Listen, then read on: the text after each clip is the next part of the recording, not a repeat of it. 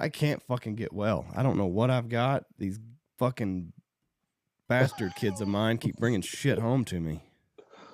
Your kids were fine. They stayed at my house this weekend. They weren't coughing or nothing. They're contagious as shit, Jeff. Like, they might not have it, but that doesn't mean they're not carrying nasty shit. They spread it. Yes, they're spreaders. Spread it. They are spreaders. You know what your youngest kid called me?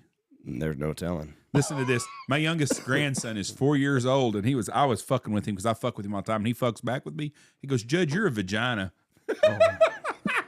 He used it right. Jesus. I told Michelle, I said, that word's going to get him in trouble because down the road, he's going to call someone else a vagina, and he's not going to laugh like I did. I thought it was kind of funny. Yeah. Then this is what he said. He goes, Judge, you eat vagina. Oh, my God.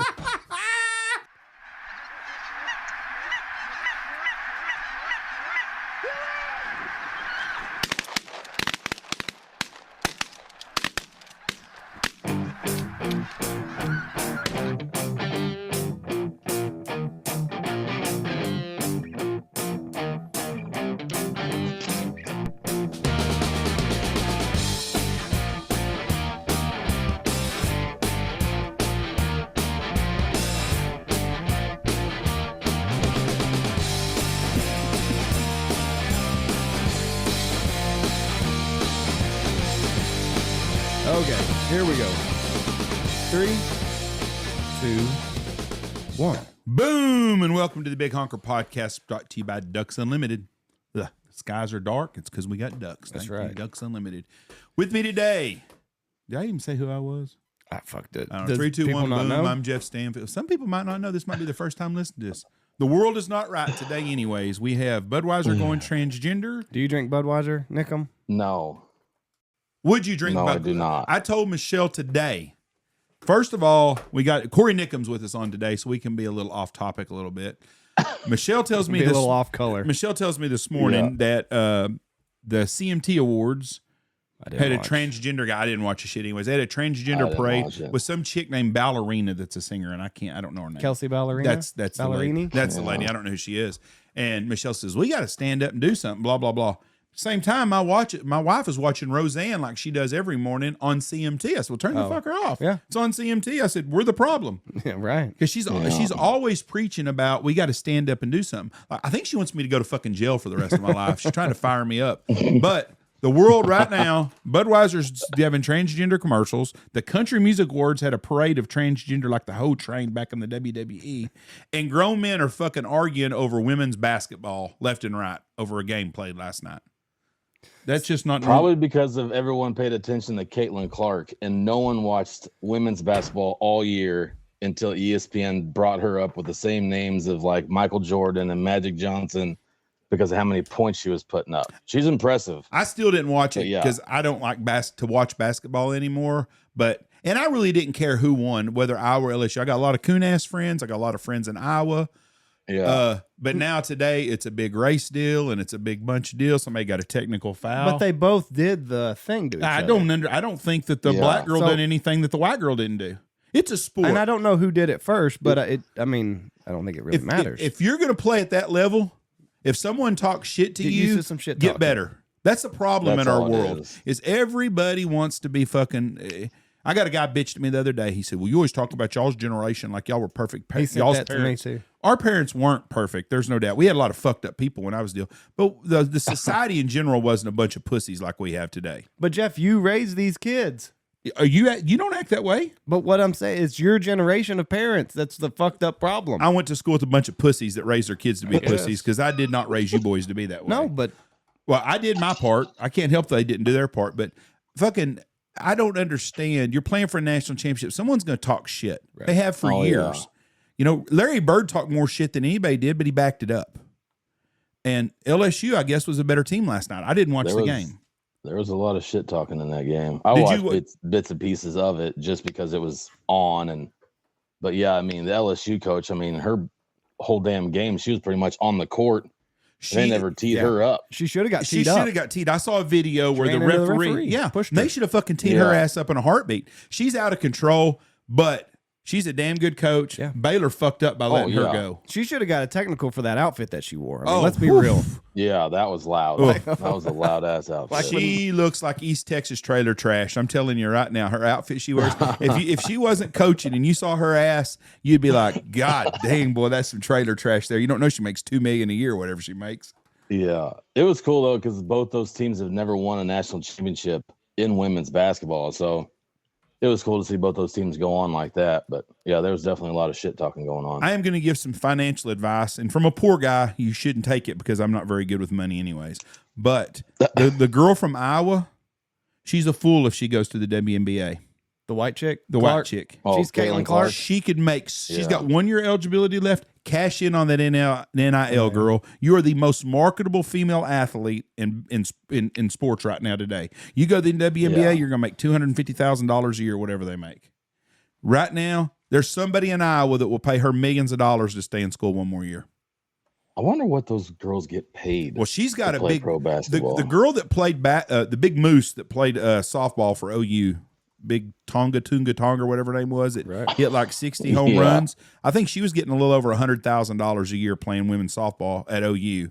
Well, now she ain't making nothing because I don't think there's much for women's softball. But that girl playing basketball, she can get all kinds of NIL deals. So the highest WNBA player, $230,000 a year.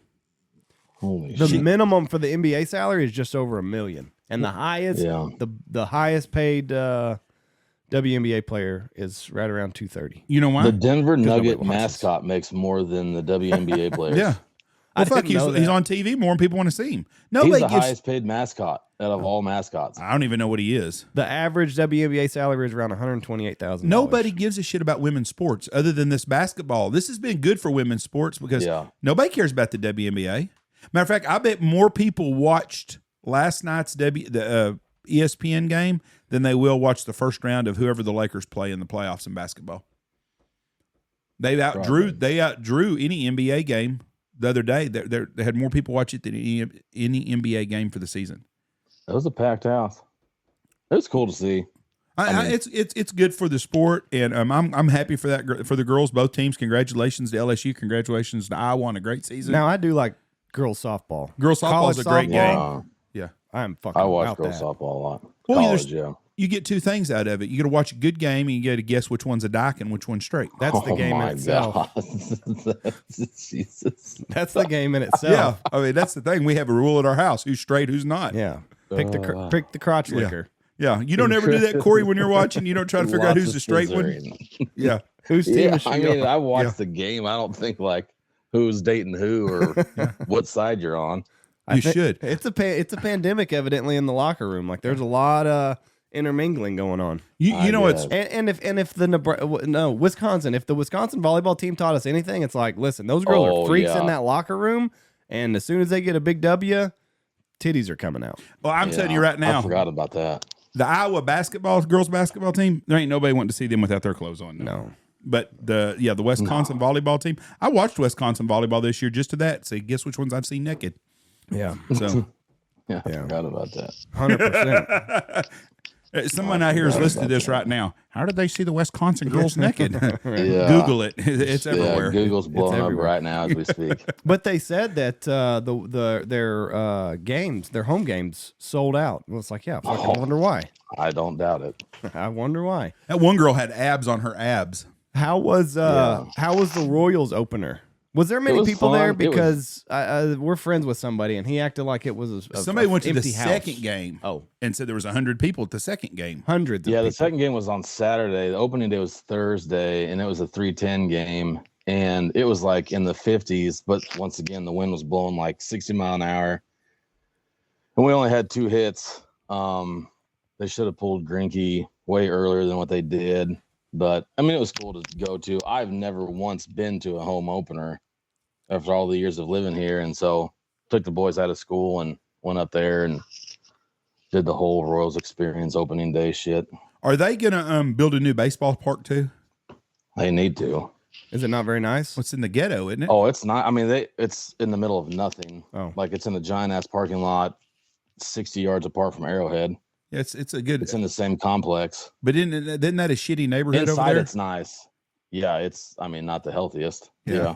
Kansas City basically is all a shithole, basically. Yeah, it's pretty much right off the interstate, and inside it's nice. I mean, they got a nice ass Hall of Fame deal, and they got some cool ass bars and a bunch of barbecue places to eat. But yeah, they've been talking about different ideas of developing a new one and moving it or building a new stadium somewhere else. So who knows what'll happen with them. Since you're a sports fan, I want to get your opinion on this. This is going to piss off the football people that hate us that listen to this. I have guys that message me. I listen to you talk football, then we turn it off. I said, well, we got some people that just turn it on for football, so we talk about both. Do you think, me and Andy debated this the other day, Lamar Jackson is very overrated.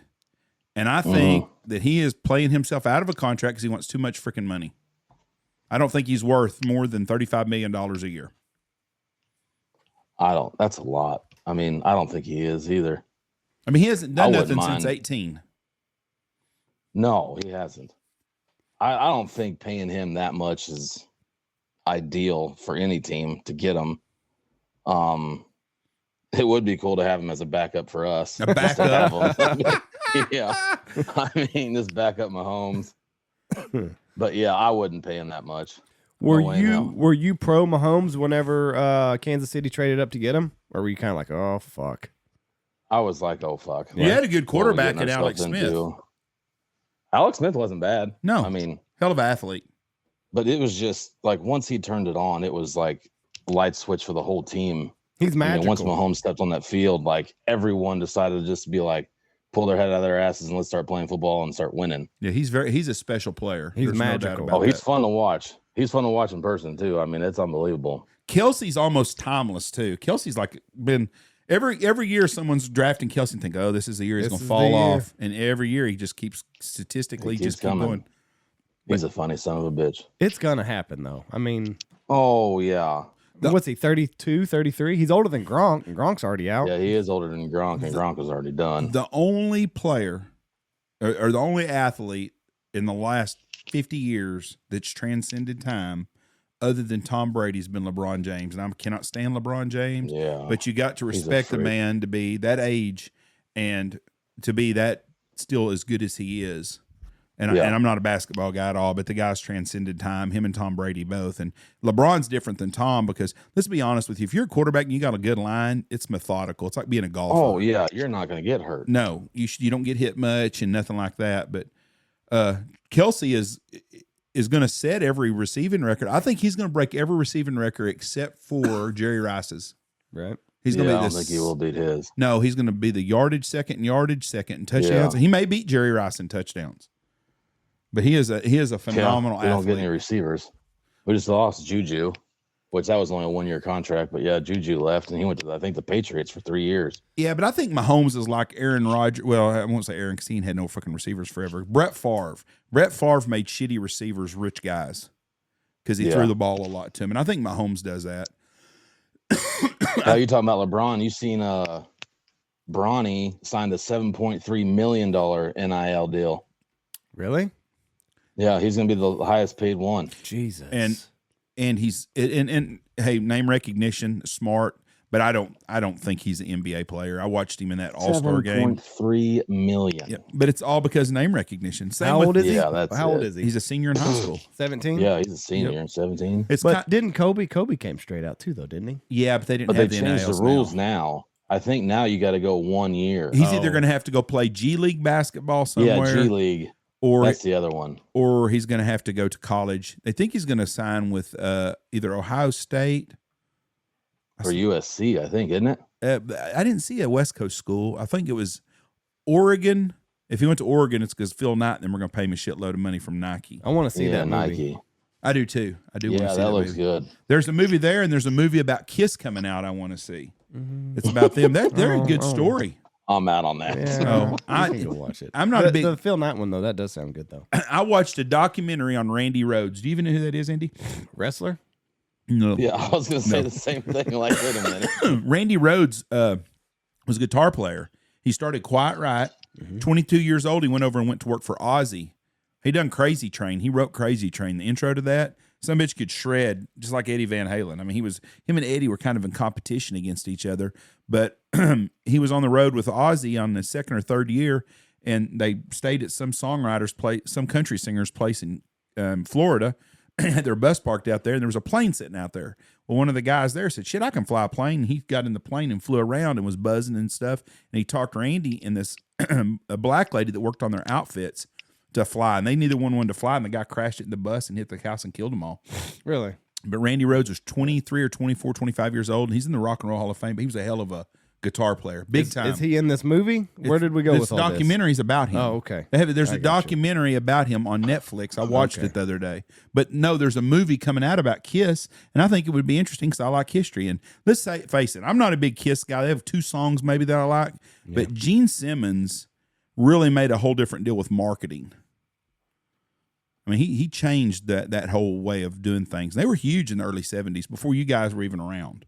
I think that Quiet Riot Band had like "Bang Your Head" song.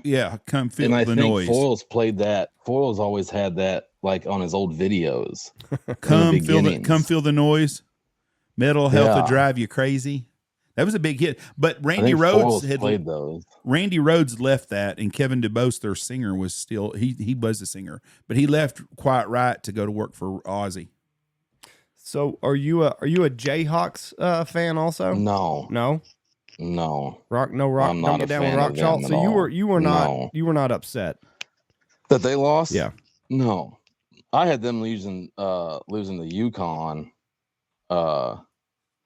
in the bracket later than what they did. But yeah, anytime they lose, I'm happy as hell because I can't stand KU fans around here.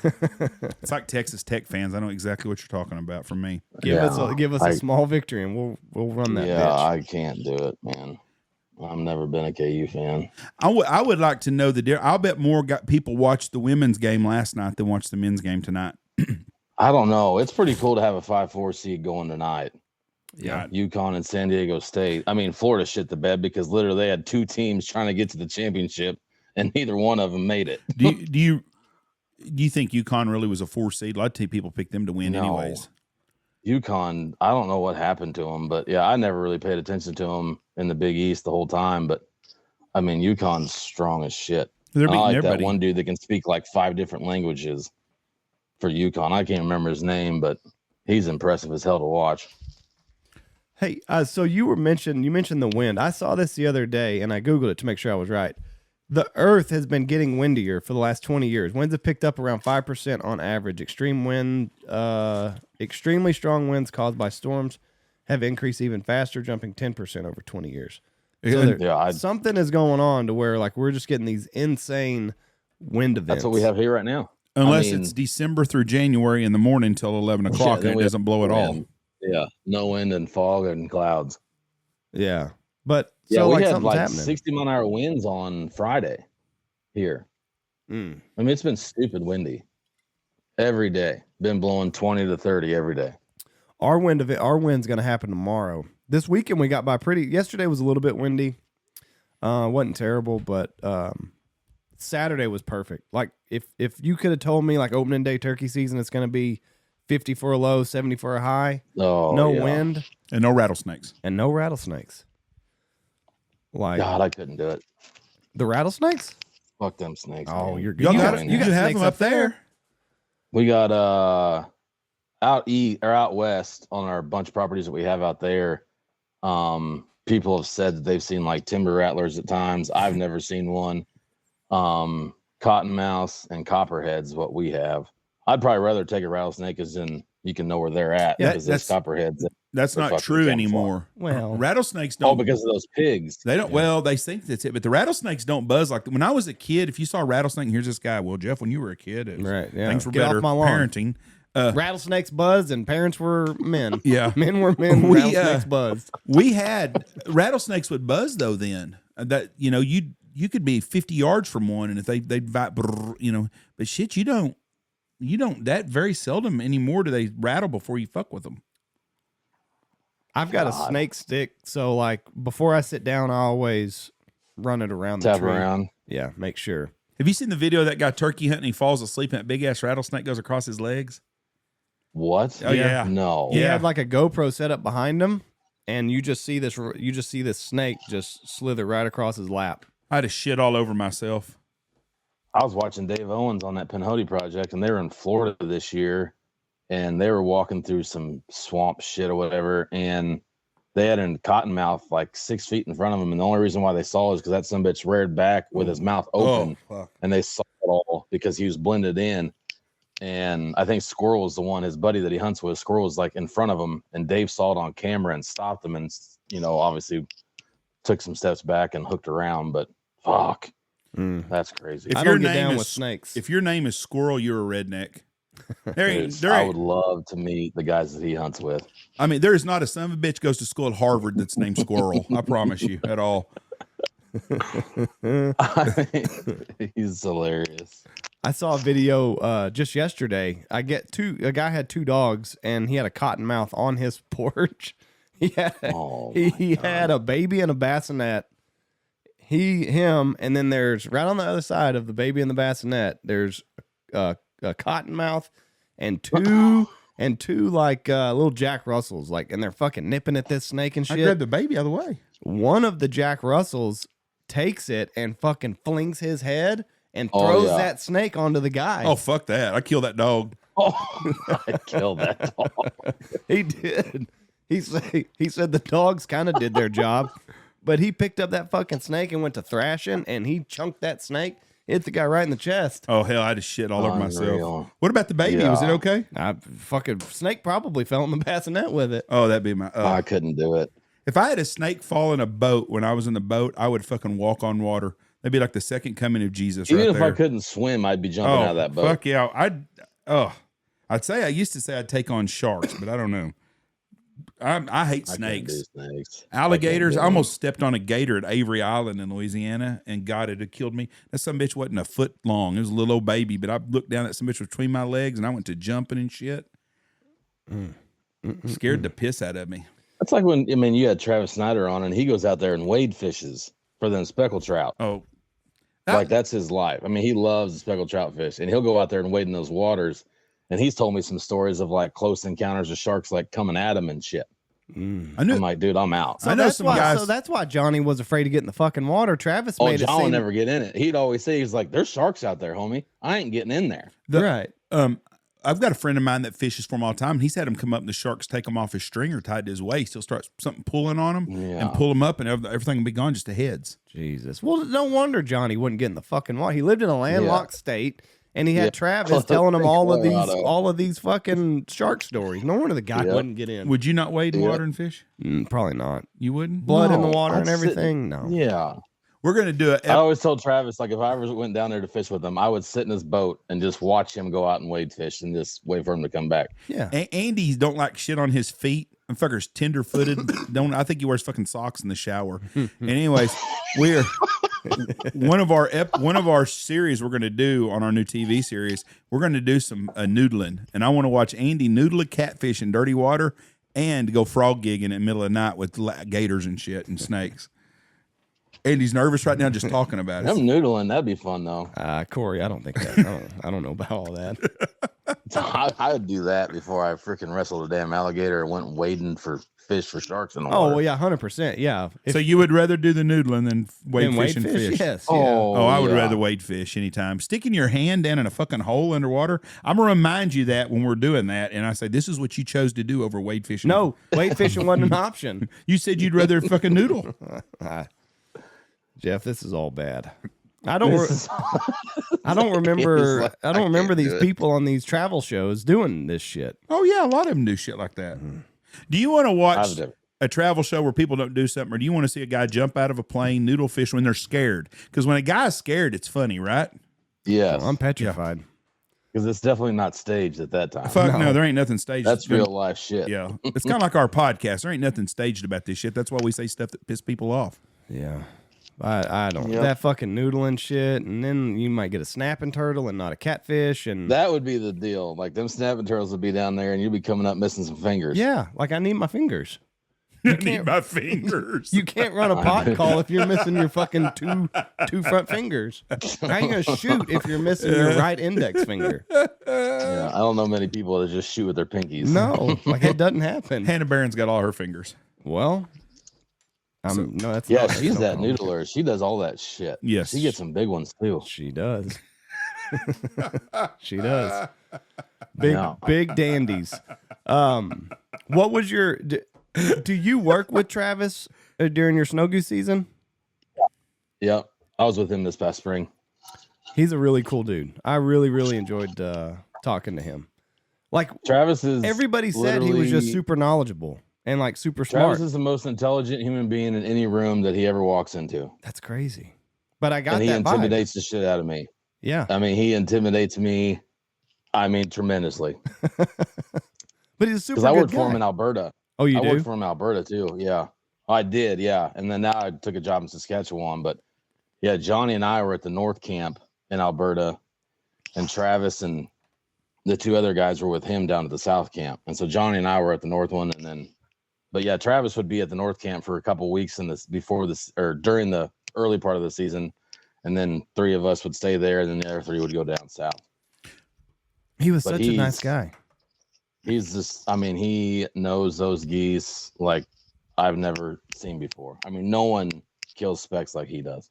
And he's fucking so like the first time I'd ever talked to him ever, I think, was at Game Fair.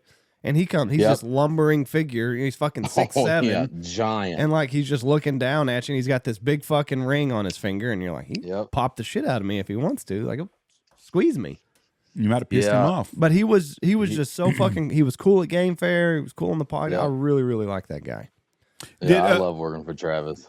A snow goose question, because I keep seeing stuff. I see there's a guy that's on my Facebook, and I ain't gonna mention his name.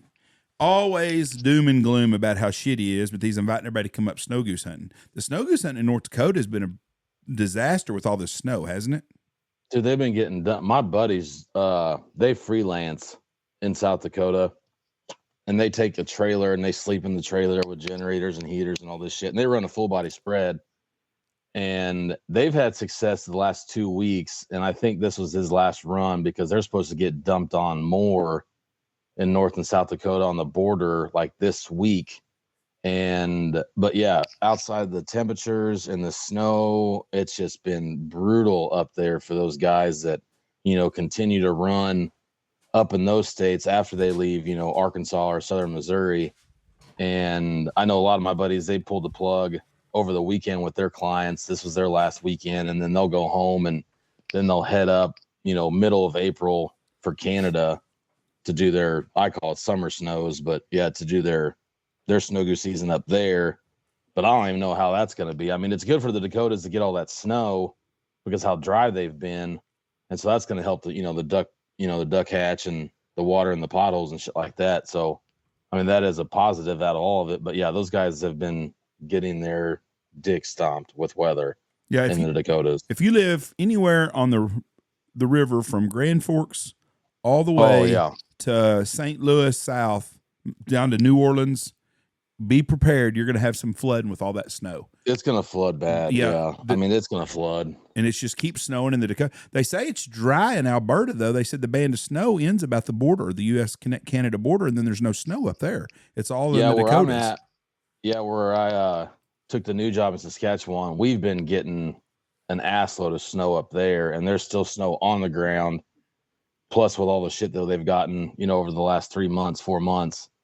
And so, but I know certain areas in Alberta haven't gotten it as much as, other areas in the north part and all the way to the western Saskatchewan. And tomorrow, I saw the weather. Tomorrow's going to be a bad tornado day. It would be the day this comes out. It's coming out tomorrow, Tuesday, right? Yep. We're supposed to. Today is going to be a horrible, for the people listening to this today, if you live in Illinois and Missouri, Iowa, those places right there that got hit the other day, today's going to be worse. Wow. Yeah, we're supposed to get them tomorrow, is what they said on our weather service alerts, that high winds and hail and tornadic. If it was going to be in Kansas only, in southern Kansas, I would go chase tomorrow.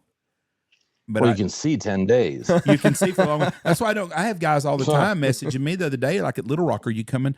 Fuck no. And Arkansas wouldn't be bad between Memphis and Little Rock because there's a rice area you can see a long way. But man, you get in them fucking trees, you can't see shit. Yeah, I can get on top of my roof right now and I can see 5 counties. Yeah, and see that makes good tornado chasing stuff where you can see. That's why I like being in western Kansas, Oklahoma, and Texas in the Panhandle. Yeah. So here's my question, because it always seems like Texas they'd have their severe weather, and then like it would go north. Why is it starting in Kansas this year? The Dixie area, which is the area of Louisiana, Alabama, and Mississippi, usually starts out before this. Our tornado season typically is April 15th to June 15th for Texas, Oklahoma, and southern Kansas. Okay. That doesn't mean there can't be outbreaks in different places. Okay. Now, things are changing, the weather's changing a little bit, and it's just the way the storm system is. But on a normal year, the Dixie tornado area, Alabama, Mississippi, Louisiana, that area gets hit first. And then it kind of comes up. Now, it's crazy that usually once Kansas stuff starts getting it, so do we. But I think the big weather tomorrow is supposed to be more Missouri, Illinois, Indiana, Iowa than it is in Kansas. It'll be just the edge of Kansas. But our tornado season is April 15th to June 15th. Before that, anytime we get a chase, it's a bonus for us to chase. Right. And that's why all the guys that run the big chase expeditions, they don't start till around April 15th and later. Okay. Well, I just thought it moved north. It's just unusual. It's kind of like Dallas having a tornado a couple years ago on Christmas. I mean, every year it's a little bit different. And a lot of the tornado areas have switched more east than they used to be. But, I see Brian Sullivan all the time talking about their place. They've been having really bad weather and winds, and they used to not have them. It was windy when we were in Knoxville, Tennessee. I don't remember. Oh, I do. Every morning it was windy as shit. It's back to that 5 or 10% deal. Mm-hmm. Getting windier. Yeah. So when you are scouting turkeys, we'll try to have a little bit of information. How far do you think that you can hear a turkey gobble? Because I've had this discussion with myself many times. Around here, I mean, we don't have a lot of woods. I mean, we have chunks of woods, but we don't have like giant blocks of like forest woods. Like, I mean, central Missouri, northern Missouri, Arkansas and all that shit. So like around here, like we'll have a full section and we may only have 120 acres of woods total. Right. And I feel like if I get on an edge, up on top, I say on top, like on a hill for here, and they're fired off, I could probably less than a mile. So, but right at a mile, roughly. Yeah, between a half mile and a mile. Yeah, a true far distinct like gobble. Yeah, I mean, right. Half mile to a mile max. Yeah. Right. Because I always have that discussion with myself when I'm out scouting turkeys, like, okay, how far do you really think? And like even when you're hunting and you hear a bird fire off, you're like, okay, well, how far away was that? Yeah, my hearing's shit anyways. And so like even when I have a client, I just one time I had a father and son with me, and the son was shooting, and I had a bird down in this creek bottom, and I was facing him where he was gobbling, and I had the son telling me it was over to my left shoulder, and the dad was telling me it was behind my back right shoulder. And I'm like, guys, that bird's right across that creek. Like, we need to sit here. And the dad wanted to argue with me during this whole like 5-minute deal of trying to figure out where to get him situated and set up on him. I'm like, he's going to be coming right through this cattle hole. Like, it's coming across this creek. And sure as shit, he came up, popped his head over that creek bank, and the kid shot him at like 30 yards. But that bird was, 110, 120 yards away when he first chimed off. But like for me, like I still like second guess myself just because of my hearing's gone to shit, and like hearing them. I mean, I like to watch Dave Owens a lot, and like watching him on his videos, and like those birds are gobbling. I mean, that joker knows like how far he is, how far he can get to where he is. And I mean, it's impressive to watch some of those guys do it. And like, I learn something every day, turkey hunting. Yeah. And I just wish I could pick out the distance, better than I mean, I've bumped a lot more birds than I care to say I have, just because I feel like they're farther, but they're not. Yeah. That's a dangerous game to play, that running and gunning. I mean, you're going to bust a lot of birds, but I mean, at the same point, you just got to kind of be okay with the fact that it's going to happen. You're going to bump them. Well, especially if a bird's like facing the other way, gobbling, and then he turns around and you're just like, well, where the hell's that one? Right. Like, you know what I mean? Like, it's just totally different, distinct, obviously. But I mean, yeah, I've bumped ass loads of birds because I just can't sit still. Like, I always tell myself it's easier to go backwards than it is forward. Yeah. And more than times I try to tell myself and convince myself to not go forward, but I always tend to fucking go forward, and sometimes it works, sometimes it doesn't. But and in the windy days, like that's got to be difficult because if it's a high wind day, you're not going to hear him or he's not going to hear you. Yeah, I try to literally like on strong wind days, with or without clients, like I try to get into an area that I think that they're going to be in, and I always get on the opposite side so they can hear me at least, Right. and try to get into like clearings to where I can like see visible and like have them come to me. But I mean, yeah, it's tough as hell out here, especially in the springtime. It's always windy, and we'll get like a couple of mornings with no wind, and then you take high advantage of that. But we battle the wind a lot during the spring turkey season, and it's tough. And if we can see them in the fields, because we got a lot more crop fields than we do woods, and so an advantage to that is I can work around them, like sneak up on them and try to get close with them and make that happen. But yeah, it's turkey hunting in the wind no matter where you are. I think I fucked up yesterday because I don't know that I fucked up, but Saturday with the bird that got scared off by the deer, he was off by himself. So that was a bird that we hunted yesterday. And I thought he roosted at a different tree than what he did. And I think we walked right underneath him going in. The motherfucker, he did not get out of the roost until 8:23. Sunrise. Then he definitely knew something was up. Sunrise was 7:30. Yeah. I've had birds do that. I mean, I've had birds literally like, I think I got, within closing distance, but I get too close and all these hens will pitch down and he'll still be on the tree and he'll gobble on a limb and it'll be 8 o'clock, 8:15. And he's still on the limb. I'm like, that some bitch knows that we're here and he's just trying to get a better eyesight of us. And then, he'll pitch down obviously a country mile away from us and go the other way. That's what he did. Yep. That's what he did. He pitched. So we were, and that was another thing you talk about your ears playing tricks on you. We walked underneath him. And I turn my phone light on and I shine it directly on the ground just so I can kind of see. I mean, we got pigs and rattlesnakes, so right. Yeah. We're going down a hill, so I don't want to fucking bust my ass going down the hill. But so there was a little bit of light, but not too much light. And we're sitting there, and so the way this place lines out is there's trees, a clearing, and some more trees. Gotcha. And anyway, I thought he was on the far end of the trees, and evidently he was not. He was under the trees that we walked under. And we're sitting there right on the edge of that clearing, and he sounds off, and I'm like, okay, he's in front of us. And my guys are like, no, bud, he's right behind us. And then he sounded off again, and he was behind us, but my ears were fucked up. Yeah. And I couldn't tell which way he was coming from. But when he pitched down at 8:23, yeah, he went. We were to the left of him. He pitched off to the right, kept heading right. I watched him strut off. Yeah. He didn't even have a hen with him. And that was the shitty part. Like, he should have been a dead bird. Yeah, the ears definitely fuck with you. And then he would turn on the limb. He would turn. So I was like, well, maybe he's out. And then he'd because, he'd sound further away. And then he'd sound like he was facing me. And then, like, sure as shit, I heard him fly down. And I'm like, well, no, he was still up there. He was still up there. It happens. I love turkey hunting. I mean, there ain't nothing like it. I'm going to change the subject real quick. Did you see in Montana that they had another train derailment, and it was Coors Light beer and Blue Moon beer? Oh, really? Thousands of casings of beer are floating down the river. Showed a guy in a boat. He was just had his net, boy, just dipping them up. Oh, God. He said, yep, Coors Light improved the taste of the river, and Coors Light both are better now. Dickhead. But cases, I mean, you like Blue Moon? I do. I tell you what, probably Budweiser probably did that. Budweiser's fucked up. But they probably did it so that there's only Budweiser on the shelves. Rest of your Coors Lights and Blue Moons are floating down the Montana River. There you go. Solve that conspiracy for you. I'm not a big beer drinker.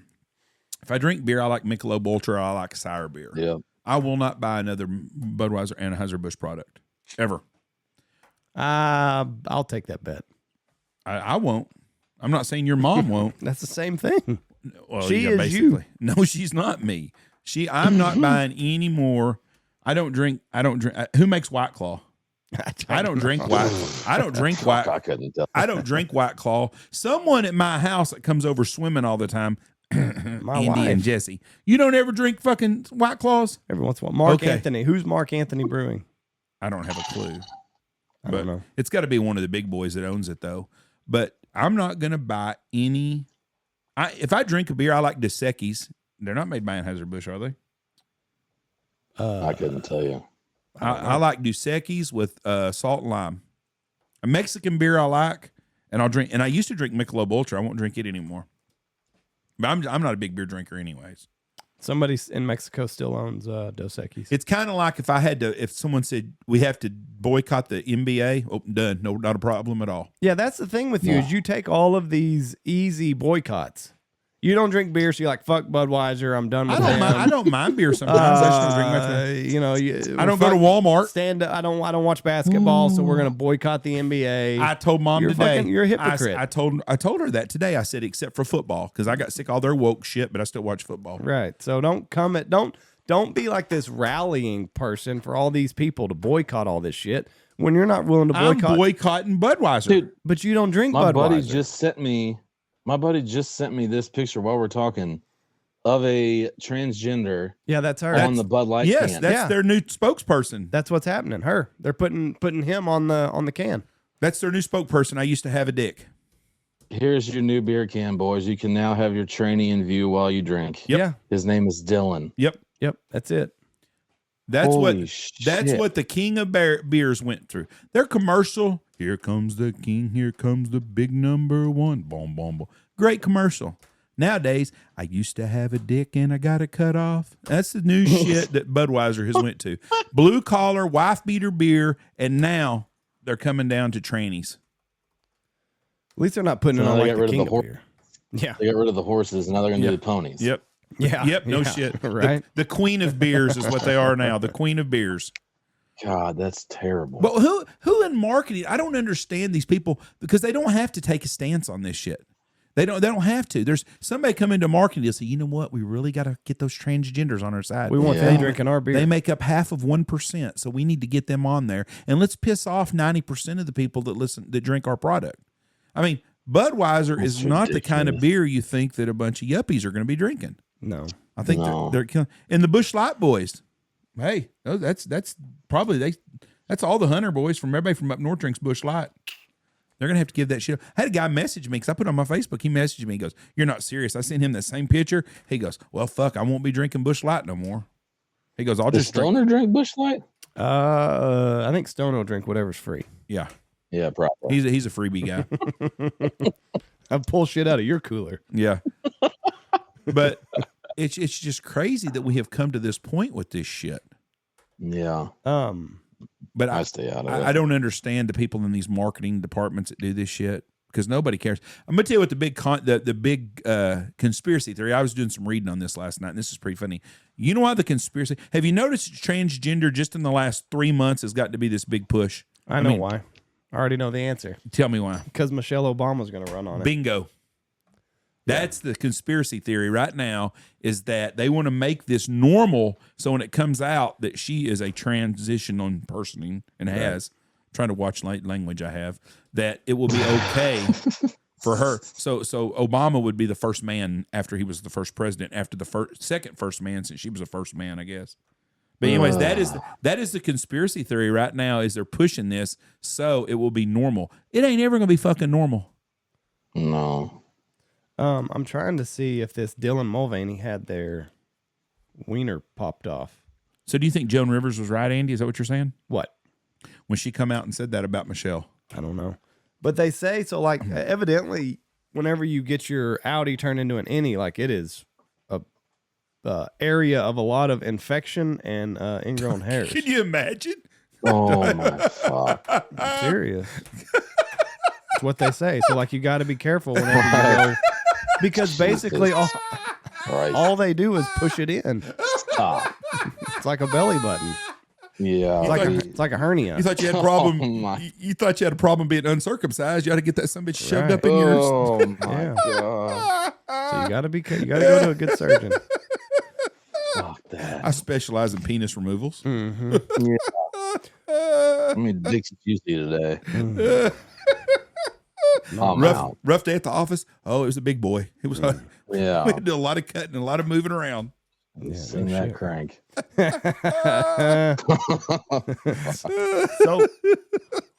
Would What's funny is so many people will be like, I can't believe your sponsors. Our sponsors, the people that listen and use our sponsors' products, they think just like we do. yeah. Actually, most men think the same way we do. There's not very many men that are open to getting that thing ripped off. Well, it's not ripped off. It's just tucked inside of you. Oh, You're one of the best duck callers to ever walk up on stage. we went from penises to this. I'm trying to get us back on track here. I wouldn't go that far, but I've had some success. Yes. You're one of the best. You're just being modest. Me and you got the that's same nice. check last year. Are you gonna be? Yep. Are you gonna be at Ducks before I ask my question? In May? When is that? May 5th, 6th. 5th and 6th. The first weekend in May. I don't know. I know I'm not going to Dive Bomb. Right. They're not doing any professional, right? I don't know what they're doing as far as they say they're doing a contest. I have not talked to Asher, but that's the same weekend as Delta Waterfowl convention, and I'm gonna blow in that cut down contest. I got a bunch of Spencer from Rolling Thunder sent me a bunch of duck calls to try, and so I'm gonna belly flop into that contest and see how well I do on that one. I'll buy you a non-Anheuser-Busch beer while we're there. Yeah, Jeff's going to be at Delta. I'll be at Squad Fest. We're having to divide and conquer that week. Yeah, I'll be over there hanging out. I'm looking forward to it. It seems like a pretty cool ass show. So my question is, would you rather duck hunt or turkey hunt? Or is it not even a question? Hunt. Not even a question. Turkey hunt. Not even a question. That easy. I guess I don't get that. Don't even think about it. Really? I don't even think about it. I just don't understand this. Why? Well, I've never shot a turkey The first. fucking weather is beautiful. When it's not windy. I'll remind you of that next weekend when you're bitching about it being either 37 degrees or it's blowing 70 miles an hour. And it's Well, no, I hate the wind. I hate the wind. Okay. When I'm turkey hunting, the weather's beautiful. You're out in nature, and you have a lot of time to think about life sometimes. Yeah, I love it. I mean, people think I'm crazy because they're just like, what? I was like, if I could turkey hunt, if I could do what Dave Owens does for 3 months, I would duck hunt maybe 10 times. Right. And that's it. Yeah. Well, I am going to maybe shoot a turkey this spring, and we will see if I'll rethoughts when this is all over. You will. I don't know. Andy, my first time was not a very good experience. I didn't let him shoot a Jake, and he's still not letting me live it down. I wanted to shoot a fucking turkey. I wasn't out there to shoot the fucking world record. We're out there to there's a precedent. There's a game that you have to play. And when 4 fucking Jakes walk up because it's the end of the year and they're all hopped up on testosterone. Yeah. It's not what you do. It was a big letdown for me. First of all, I had to watch for rattlesnakes, sit down, got all comfortable, had a gun up, and Andy don't talk. He's got the same fucking look on his face that his mom does when he wants me to shut up and kind of moving his hand, shut up, don't move, and blah, blah, blah. Jeff was shouldering his gun. Fuck, I was ready to shoot one of them. Put that cocksucker down. That's not our bird. Yeah, I was going to shoot the mother. Not if him. I had known he wasn't going to let me shoot, I would have shot it and we'd have been done.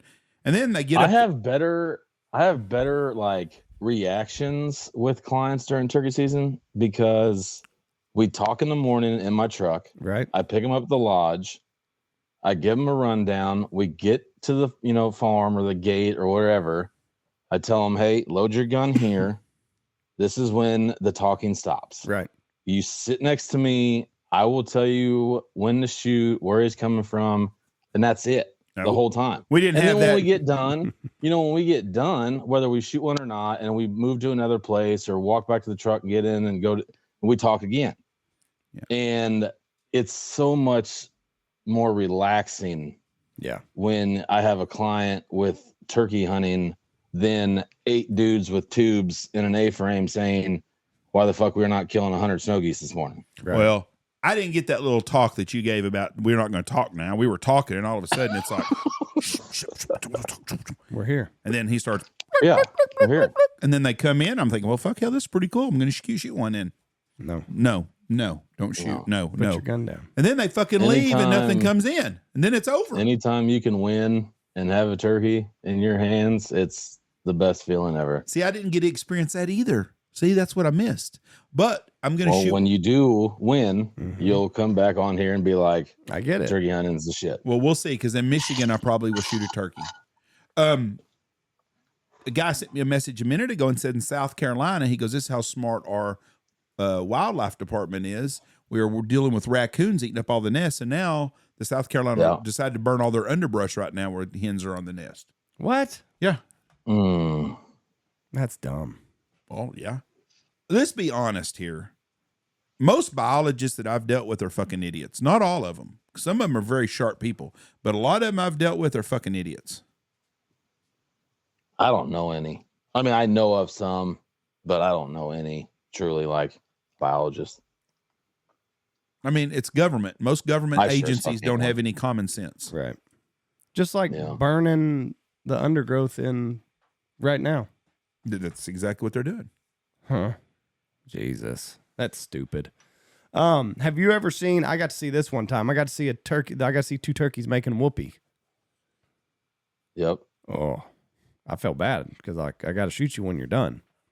Did you let him finish though? I did. At least he I got to did. go out and happy. Yep. I've seen that a bunch. But I mean, I've also had hens strutting. Oh, really? I've seen hens strut. Yeah. I've seen one bearded hen my first year doing this, and I didn't know what it was because I was terrible.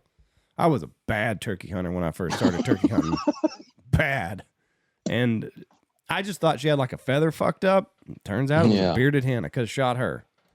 We have one farm, actually like a mile and a half from my house, and she's been on that farm forever. And last year I saw her 3 times. She's got like 8.5, 9-inch beard, and it's big as about a number 2 pencil. Yeah. And she is a mean, nasty, raspy sounding hen. Like, I love it when she goes off in those woods. Do you think the boys chase after her? They think she's an ugly duck. She's that old haggard lady. Yeah, probably. They probably don't want to mess with her. Old fish-eyed fool. I had a hen Saturday come up. She was pissed off that because I had a Jake and I named her Kamala, my lay down hen, because she's going to do all of her work laying down. And that's good. So anyway, this hen saw it and she was fucking pissed. She came up talking shit. Outside of a hen turkey, I mean, I can listen to them all day in the woods. But it's like listening to waterfowl. I mean, listening to hens on the water, like that's cool. But like speckled bellies would be my number one favorite thing to listen to, waterfowl wise, compared to a turkey. Ooh, sounds. They get on my nerves. I hear them in my sleep. I love listening to them. I love hunting them more than I do ducks. Don't come out here in January. I mean, I'm not Travis, but I mean, I love turkeys and specks. But what's funny, and it's the same with waterfowl, like if you hear a live bird and some of the noises that they make, you're like, I would never do that. Yep. But you've got this, what do you call it? It's the tree frog? That's a note of yours. Yeah. I mean, it's just nasty a nasal note. whining sound that I do in my feed. Right. Now there's a lot of people nowadays that are doing it. And, but yeah, it's something that I just started a while back and been using it ever since. Nowadays I only use it in my warm-ups, but yeah, they call it the tree frog. Now, do you like to kind of show off some of those slicker notes in your warm-up and not put them in your routine necessarily? Yeah, just to be distinct and separate myself from everybody else on stage. Right. Now, it's hard now. When somebody steals your note, is that like, okay, that's great? Or are you kind of like, you cocksucker? I mean, no. I mean, it is what it is. I mean, my time is slowly running out on beating these guys nowadays because, for one, I really don't take the time and continue to practice like these guys are doing. And, I've done what I've wanted to do over the years. I want to do this cut down shit one time just to see what happens. But, yeah, I mean, listening to the guys in their warm-ups, and some of the guys I will listen to half-ass kind of just to hear what they're doing. But yeah, I mean, people will be sitting in the bullpen and they'll like nudge me and be like, did you hear that? And I'll be like, no. He's like, that guy's just pretty much doing your entire routine. Or especially in the two mans, like my brother and I made a distinct, routine. And, a lot of teams are blowing our exact routine, but it's just like anything else. I mean, not to sound like a dick, you just can't copy something and try to beat us with it. I mean, right. Yeah, you're the OG of it. Like, how are you going to take my own shit and beat me at it? Well, Hunter Grounds and Robbie Iverson. I mean, those guys. I mean, especially Hunter coming out all the notes back in the day, and every week there was a new goose note in a routine that Hunter came up with, and no one could beat them with it. And nowadays, people are progressively getting better and better and better on the goose call and a duck call, and it's getting tough to beat them now. Yeah. I mean, it truly is. What's the cut down thing? It's just it's a certain call that you're going to have to use for this. Yeah, it's just something. I mean, I wanted to do it last year and I never made it down. And I told myself after duck season, a guy on Facebook that I met named Matthew Toon, he cut me one and I had it in my bag. And throughout the year, I just fucked with it while hunting. And I told myself, I was like, man, I'm going to blow in this world cut down contest just to, see how I do. And I thought about it. And then, I don't know shit about a cut down. I don't know anything about them. I mean, I know there's rules like what call you can and can't use, like links and shit. But Spencer and I mean, I have a pretty good relationship with Spencer Halford at Rolling Thunder. And so Drake Levy, one of his employees, he's won to cut down 3 times the world's. And he sent me a bunch of them last week. And I messed with them. And I'm going to send some sound files to a couple of my buddies that blow cut downs religiously and kind of guide me to what I need to do and what I don't need to do. And so see how it goes. I mean, just to try it. How is the contest structured? Is it like 90 seconds or is it more like live? So yeah, where it's 90 seconds. It's 90 seconds. And I watched it on YouTube the other day and they had the final round recorded, and the routine now, from just me not being a cut down caller, but listening to those guys in the final round, we're basically blowing a meat style routine with a cut down. Right. And the original cut down contest, watching those, which was held on the world stage in Stuttgart, like that was a totally different routine, what they were doing then to now. And so I was like, well, hell, if it's a meat routine, I just need to figure out what sounds good and what doesn't on these duck calls, because they're just a totally different animal of a style of a duck call. Now, they're very loud. What's making this gain popularity? Just the cut down call being more popular? Yeah, social media and the cut down. I mean, every person wants a cut down, and I mean, they haven't been around, they've been around forever. Right. Yeah. And so now they have this, it's just one contest. I mean, I think there's a couple other cut down contests they hold, like in Louisiana and maybe Mississippi, but like there's only, just that one world contest, and it's held at Delta. So I said, well, shit, I'm going to go to the Delta anyways with my buddies that are flying in. And so I said, well, I'm going to try it and see how she goes. Now, they got a badass trophy. Now all these young whippersnappers are going to start, posting about the cut down call, just like they tried to tell us 6 years ago how new the silhouette game was. Yeah, the silhouettes just started 5 years ago. And the cut down just started. Cut down calls just started in 2022. So yeah, that's what we're going to see. All these young kids are going to tell us. I don't know how they can improve. I mean, they can prove everything, but everything's been ran through the ringer already. Yeah, everything goes through There's cycles. nothing coming. There's nothing emotion in any sport of hunting that I think that something new can come out that hasn't been already designed in the past. Motion is about it. That's going to change. Come out with some kind of motion deal, and that's it. There's nothing else out there. I mean, unless maybe. I mean, in my 30 years of being in business, we had silhouettes when I started in the business. Yeah. And it's the most cost-effective way of having a lot of decoys. Like I'm not, Oh, 100%. That's all we use in Canada. Yeah. Right. I mean, literally our average spread when we go out, it's 20 dozen skinnies, 2-3 dozen full body mallards, which is just for look pretty much, because you just need the spinners in all reality, and 3 A-frames. Yeah. And spinners. that's it. And spinners. Yeah, and spinners. But when I first got in 30 years ago, everything that you have now that you're using basically was there. The difference is the silhouettes have got better looking. Yeah. The first ones is when Real Geese and Outlaw had their big debate and they went to the photo, whatever. Screen printing. Screen printing. Yeah, screen printing. And then Dive Bomb improved on that. And then now the other companies are all doing the same shit on theirs. Decoys have been the same. You can't change fucking duck decoys. Duck decoys, a duck decoy. Duck's a duck. I mean, now the thing is people are wanting to go to like Cedar Run and getting hand carved decoys just because it's neat to use the old nostalgic stuff. Yeah. And we've gone in spinners was the first new thing that's come out. And then they've been new motion kits. The thing that you use, the old, what's the thing that, where you pull the string and it makes the flaps. Oh, the Magic Mike. That's a great thing right there. I can't believe more people don't have those. Those work really I don't good. even think Trying makes that anymore. No, he doesn't. I don't think the dollars and cents added up. But it's great because like, you know, especially if you're out of the spread in an A-frame on an edge line, whatever. Yeah. Like now all of a sudden you got motion in your spread. But I mean, I'll tell you what's cool this year, like with like people talk about designs and making your own shit.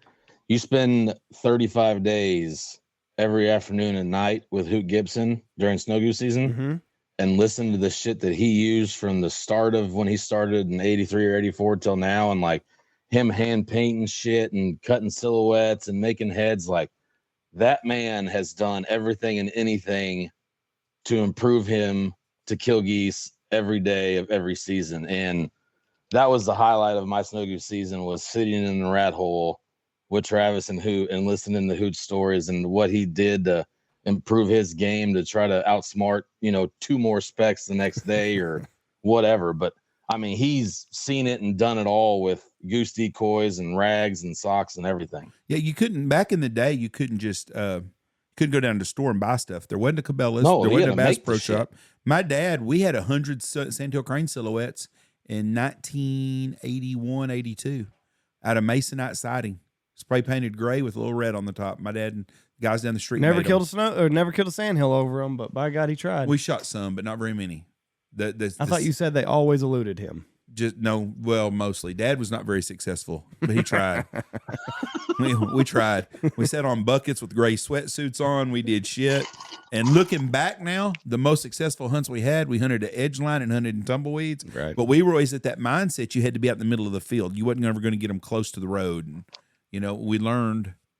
Actually, we shot more Sandhill Cranes over 747 Canada goose decoys than we did anything. I remember the first time anybody hunted an edge out here, you were appalled. Oh, I couldn't believe it. You were appalled that he would hunt an edge. Whatever. Yeah. I drove by and somebody was hunting the edge. I thought, that ignorant son of a bitch. He's hiding in the fucking trees, hunting geese. He don't kill them fucking birds that way. That's all we do. Yeah, Mike Kelly at the Spike Box told me one time we would hunt up there and we'd go fucking those wheat fields. One wheat field, 6,400 acres. That's a big ass wheat field. And we would drive, and you'd drive 3 miles one way, and then you'd take a left at the tree, and you'd drive 3/4 of a mile out in the field, and that's the X. That's where 5,000 birds were sitting. So we try to hunt right there. Mike would be like, "God damn, why don't you just hunt on the edge right there? You just make your cedar blind and put your decoys right there. You'll kill them, no problem at all." That old fucker, he don't know what he's talking about. That fucker, I should have listened to him a long time ago. As long as you're underneath them. Yeah, and that's what. Yeah. But we had them opportunities out there, but we did not think about that because we always tried this to hunt. And if the geese were there by themselves, they would eat in the middle of the field, and they'd eat them way to the edge.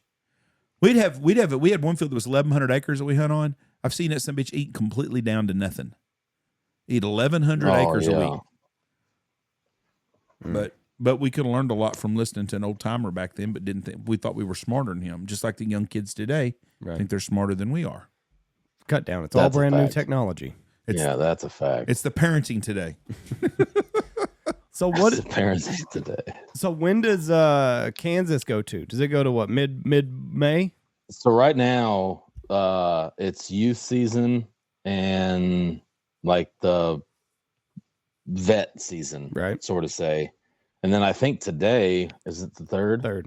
Yeah, today is the bow season is when it started. And it goes until the 11th, and then the gun season starts the 12th. And it runs until the last day of May. So technically, our turkey season is 60 straight days, counting the youth and the vet season. Does y'all's season, is it statewide the same dates, the whole thing, or some areas of Kansas have different days? I think it's a statewide, because I know there's one unit, which is like the Southwest area, and they have like limited tags, I think, over there or some shit. But yeah, for the most part, everything starts April 1st, youth season. Archery season starts like 2 days later. The youth season runs with the archery till the 11th. Gun season in Kansas is always the second Wednesday of April. Mikey must have taken a kid hunting in, because I saw him. He shot a turkey yesterday in Kansas. He must have had a kid with him. Yep. Oh, yeah, Mikey? Yeah. You know, Mikey? Under that giant wheat field. Yeah, he texted me yesterday looking for a job in Canada again. Oh, help him out. Hook a brother up. He can go with you in Saskatchewan. Negative. No offense. I don't think I could be with him for 2 months. I see him on the roads in the afternoon scouting this past spring because I think he works for like Dirty Bird during the snow goose season. There was a couple times that I ran into him, and Hoot and Travis. I mean, they got everything down there locked up in these little, the loops that we do. And one day they had 2 Dirty Bird scouters in like this 3-mile radius that no one can touch but Travis. And Mikey, here he comes with a hardtop and pulls in a gravel road. And I was like, "What the fuck are you doing over here? Like, you can't hunt any of this shit over here." And we sat and bullshitted for about 15, 20 minutes and off he went. But yeah, I'll randomly see him throughout the time. Mikey's a great kid. Jeff loves him. A great kid. Yeah. He shows up at dinner time all the time, though. I'm telling you right now, when we were in Knoxville, Tennessee, fixing to eat dinner, I kept waiting for him to walk through the fucking door. With big, he's got a habit big of smile on his face. Hey, we're fixing to order. I mean, it don't matter where we're at. I swear. Me and Michelle could be in Jamaica, and that motherfucker would walk through the door wanting to get fed. He's got a tracker on me when it's mealtime sometimes. Yeah, they'll send me texts asking about duck calls and shit like that. I like the kid, and he's not a quitter. I'll give him that. He's stuck into it. No. He is sticking to it. I give him props. Yeah. Jeff loves him. He's good. He's good. Jeff loves him. He's a good kid. He randomly sent me a text. What was it? I bet I can find it. I think it was, thanks, Dad, for teaching me how to properly bag up silhouettes or something like that. I'm like, sock bags. Sock bags. I want to say thank you for teaching me how to properly load sock bags. And I said, "You're welcome, son." And that was it. Like, that was the text. That was the end of it. Yeah, I don't know what happened. I don't know who fucked what up, but Mikey, he tries hard. He's got a lot of habits that he's getting better at. He's just a young kid. He had a fucked up childhood. So he did. I mean, his grandpa was really great to him. His grandpa passed away when he was 13 or 14 years old, right. And his mom raised him and his grandma, and he's spoiled rotten. But child. But he means well. I mean, the kid don't want to use a lot of energy up. I don't mean he only washes the inside of his hands. He washes his palms. He's got the worst luck with fucking vehicles. I can tell you that much. Really? He left here the year Truck he worked breaks for down us. Yes, shit. He was going to Arkansas snow goose hunt. That's right. And That's Wichita Falls or something. And his mom, I don't know why his mom ended up with him, but they were driving to Arkansas and his truck broke down. Yeah. He had to have a new transmission. He had shit happen to him all the time. All the time. The kid's a shit magnet, but I don't dislike the kid. It's just He just wears you out more than he does me. To me, he don't bother me. But when he was bothering me, I could send him out with somebody else. I didn't have to he's jack sending him with me. Yeah, but the kid the kid means well, and he randomly messages me. He used to be at midnight or 1 o'clock in the morning and let me know he was fixing to score with some chick. I'd be like, "Listen, I don't give 2 shits." Jeff had to tell him when he was working out here. He's like, "I'm your boss. I'm not your friend." Yeah. Those text messages do not need to come to me. Yes. Proud of you. Don't send me that shit at midnight. Yeah. No. But it's just a growing pain. She'll be like, "Who's texting you at 12:15?" Mikey. He thinks he might get laid. She'll be like, "That probably isn't going to happen. Turn your phone off." So you go to the end of May, and then you're up to Canada when? First part of September, or will you leave in August? Yeah, this year we're starting September 1st, so I'll probably leave on the 25th, 24th. I may go to Game Fair and then stay at Scott Trinan's for a couple days, and then leave from his house and head up to Saskatchewan. I think that's my plan. I think. And then, do you do anything else during the regular duck season? Like you've got Not your anymore. own? Yeah. No, I'm just hunting, just buddy hunting and hunting with my dad and shit like that, and taking the boys out. The guys that start 1st September and go all the way through and then do conservation season, like I don't know how they're sane. I did it, and it's a lot. That's a lot. I mean, I did it to where when I was working for Northern Skies, and I'd leave Alberta and go straight to Arkansas, kind of like what Travis was doing. Mm-hmm.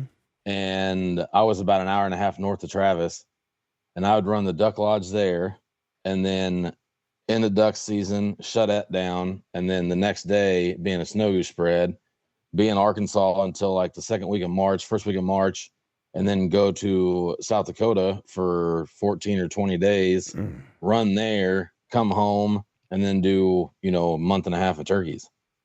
Ooh. And then turn around and start back over again. Now, me being 40 years old, the fall, I'm just going to hunt at home and go wherever and buddy hunt in different states and see people and shit like that. But yeah, for the longest time, it was 9 months. That's fucking ridiculous. And it's not, I mean, it's not banker's hours either. I mean, it's a lot of miles. No. You're up at 4 a.m. You're in bed. And I don't know what time you fucking guys go to sleep during snow goose season. It's not meant for everybody. That's for sure. Fuck. It's not enjoyable at times. And then we can see it here. We used to see it when guys would start September. A lot of times after Christmas, like they weren't fucking worth shooting. Like you could tell they were just at their end. Yeah, you start doing a countdown. Like in Canada, I love it. I mean, it's unbelievable up there. I mean, I hunt, twice a day. The operation I work at, there's 4 of us, the owner and then the other 2 scouts. And Wednesday afternoons and Sundays we all scout, and then there's 3 scouters on the road. I take them out in the mornings, bring them back, we clean birds, and then go back out in the afternoon. I do it again. We come back, clean birds, do it again the next day. And then this year we're running, there's several stretches where we'll have 2 groups, and so there'll be me and the owner running hunts. But Canada, to me, I mean, it's a breeze. Like it goes by so fast and it's so much fun. And then when you get down to the States after being in Canada for 65 days, and then you shoot opening day and you killed 24 ducks, you're like, that's it? Like we just shot a 4-man and we're fucking done. Like 24, that's all we got. Right. And so it's kind of hard to adjust to being in the States and shooting. And then about the time January rolls around, you're pretty much done with that. But then the guys that are doing the snow goose season, they got to keep going. And then the guys that, like, I got a lot of buddies that do it all the way till middle of May. Yeah. Because they go to Canada. Right. Yeah. No. And I would love, and Travis and I have been talking, I mean, I would love to go to Canada one time to see the snows when they get there for like 3 to 5 days, hunt them in the mornings, shoot your 20 Roskies and be done. But I have it hard to believe for me to leave springtime turkeys to go to fucking Canada to shoot a snow goose. My mind is so far away from waterfowl hunting right now. Like as soon as we ended here like January 31st or whatever. And then like, it is just, once that happened, like I switch gears. Like it might as well be 75, sunny every day. I'm over the cold. I'm over the snow. I saw people on Instagram, like y'all were talking when I was out about this snowstorm and shit. And I'm like, there is no way I could live anywhere where it's going to get fucking snow right now. Oh, my buddies were up there hunting for their outfitter, and they were setting their snow goose spreads like however long ago, 2, 3, 4 weeks ago, however long it's been that they've been up there. They were setting their spreads in a foot of snow. No. Nope. After being in Arkansas for 35 days when it was 50s, 60s, and 70s. Yeah, no. Can't do it. My mind is switched. I want nice weather, calm days, turkeys gobbling. That's what I want. Yeah, no more of this waterfowl shit. When I hear people talking about waterfowl hunting in April, I'm like, are you fucking serious? Or mid-May? First of all, I'd be middle after 4th of July is when I start changing over, because I'm like, I got about a month left. Yeah. I'm heading to Canada. Work visas are done. Start packing, get my dog paperwork and everything else. Figure out what I need. Burnout. But until then, it's turkeys. I can't imagine the guides not being burnt out. They gotta be. Oh, they do. I don't give a shit how old you are. I don't care if you're 21 years old and you tell everyone that you're guiding 9 months out of the year.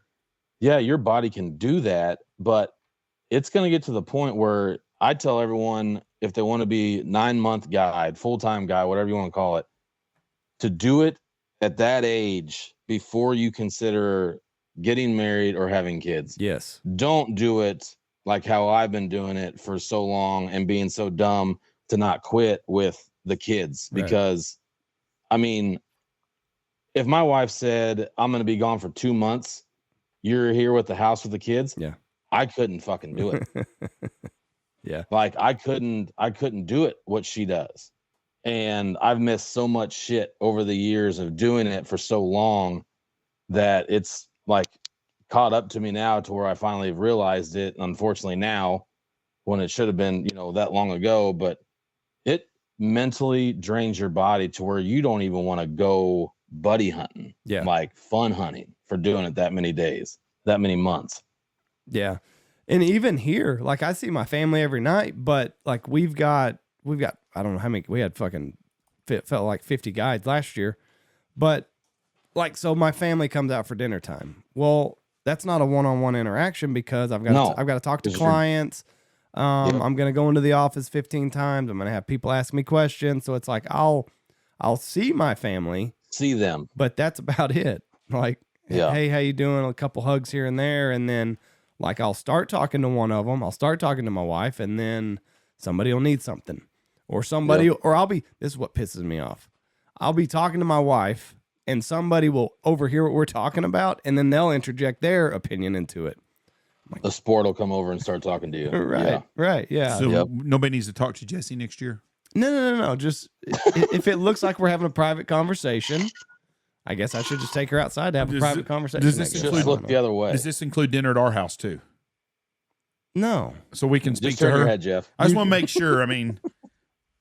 But that it does happen quite often. Okay, I'll have her off in a corner, and somebody will walk in the door, hear what we're talking about, and it's like, oh well, blah, blah, and they want to chime This in. will be in the guide rules next year. When we have our meeting next year, the first of the year, and I sit down and say, listen, if you see Andy and Jesse talking, don't speak to her. Okay? Don't talk to Jesse. Yeah, leave her. Make sure Stoner knows that. Yeah, yeah. Don't talk to Jesse. I don't think Stoner's coming back. Yeah, I think Stoner's retiring. What? Stoner's in love. Maryland resident again. Yeah. He's done with everything? I think he's not in Nebraska no more. Not going to Nebraska. Told us because we went to Mexico, and Stoner is off the market. Maryland's own. Well, he can shoot a goose a day for 30 days. Lost another one. Yeah. Don't fill your freezer up too fast, Stoner. The waterfowl gypsy is no longer a gypsy. Yep. He's setting down roots, it sounds like. Well, good for him. I mean, like I said, get it done with before any of that happens. But I tell people, like, especially, I mean, going on the road, like, don't continue to do it with kids. And it's just hard as shit. And it's hard on them more than it is on me and the guides in general. But you just miss so much shit, and it's not worth it down the long run. I mean, it's fun to live that life at that age when you first start it and do it. But nowadays, I look back, I'm like, God, I wish I'd have just stuck with Canada and turkeys, and that's about it. Yeah. And Stoner's 30, so I don't know how old you were when you settled down. 40. But... Oh, when I started, when I slowed down, it was 2 years ago. So... But he's 30, and he's got a woman now, so yeah. And it's tough because he was in Nebraska for half of the year and down here for the other quarter, and yeah, because he farmed over there for Poppy. Yeah, he worked for Blake for the last 2 years, 3 years. He worked for Blake 9 months out of the year, us for 3 months, basically. Yeah. And spent a week, on the road doing this or that. He'd go home for a week or two here and there, but he wouldn't think shit about driving from Nebraska to Maryland. I mean, he's like, I'll go home.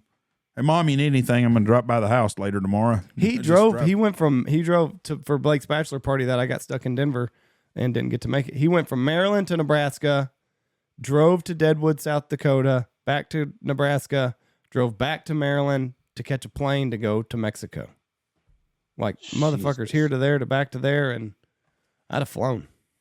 Is what I'd have done. But, Stoner, yep. We lost another one. Another soldier down. I'm thinking about flying to Saskatchewan, but I don't know the whole flying deal with the dog. It's probably easier. It's probably easier to fly with a dog than it is to damn drive across the border. What would you do then? Just rent a car or vehicle? Well, because Mitch, the guy that I work for, we get 3 rental trucks that the scouts use, and so they use rental trucks the whole time, and then I drive with the clients in the trailer a excursion. Oh, and so I thought about it this year, just flying up with my lab and getting picked up at the airport and coordinating with everyone else, because the other scout that we have lives in Ontario, and so he flies in from Ontario into Saskatchewan because it's like a fucking 40-something hour drive from where he lives to there. And then Mitch drives up with his truck because he brings up whatever else we need for the lodge, and then his business partner flies up from Florida, and then we have 2 Suburbans, the excursion, and then we get 3 rental trucks for the scouts to use. How many But I've clients do never y'all have flown. that they all fit in an excursion? So, I mean, the scout will take clients too. Oh, okay. I see. Because it like, Evan and Spencer are the two scouts. And if I go with Spencer, Evan and Mitch will get up and we'll all go together at times, depending on, how many people we have. And then we'll get set up in the morning, and then Spencer will have people with him. And then if I get everyone in the excursion, I'll just take everyone with me. Right. And then that way he doesn't have to worry about coming back and picking up and then hauling guys back, depending on where he's at. But I drove my truck up last year and I used my truck twice. Right. The whole time. Oh, I'd fly then. Yeah, 100%. Be a lot easier. That's a fucking drain on itself. My hat is off to you for riding with clients. That is my pet peeve, and everybody that I work with out here. Like, I get, it's 10 minutes from the lodge to town, and it's about another 10 to 15 minutes from town to our field. So I've got a 20-minute window where it's just me. I can listen to what I want. I don't got to talk to anybody. And my dog rides in the cab with me. Yep. He is a pain in the ass when somebody sits in that passenger seat. He's all over them, fucking licks them, and then I feel like I've got to take care of him. Where if it's just me, he's in the back sleeping. And then you love the old guy that says, "Well, I'll just ride with Andy. He's riding by himself." Oh my God. And I'm always like, the clients that I had this year with Mitch, and Mitch has been running up there for a long damn time. I mean, I don't even know how old Mitch is. He's in his late 30s, I think, early 30s, mid 30s, whatever. But he started at the age of 18. Wow. And he's been in that area, and the clients that he's had has been there since damn near day one. I mean, they're all repeats. They're all like friends of his and shit like that now.